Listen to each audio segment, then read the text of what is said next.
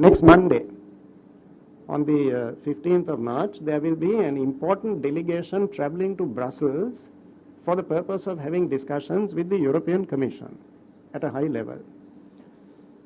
The mandate of this group of persons who will be visiting Brussels is to discuss a wide range of matters, not only GSP plus, that will also be discussed, but many aspects of the relationship between Sri Lanka and the European Commission.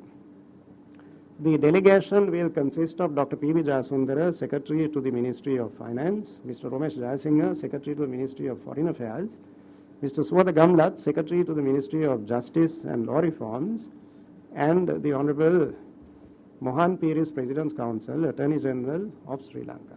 So that shows the commitment of Sri Lanka that we are reaching out, and we expect the other side to demonstrate reciprocity and in good faith to respond in the spirit in which we propose to embark on these discussions. And the final matter that I want to talk to you about is the issue of funding for non-governmental organizations. We are not at all against funding coming from overseas for NGOs. That is perfectly acceptable.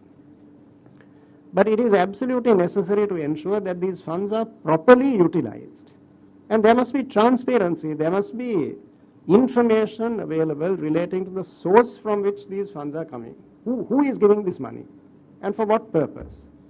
There must be proper monitoring and surveillance mechanisms. We must be able to ensure that the money is being actually utilized for the purposes for which they were intended.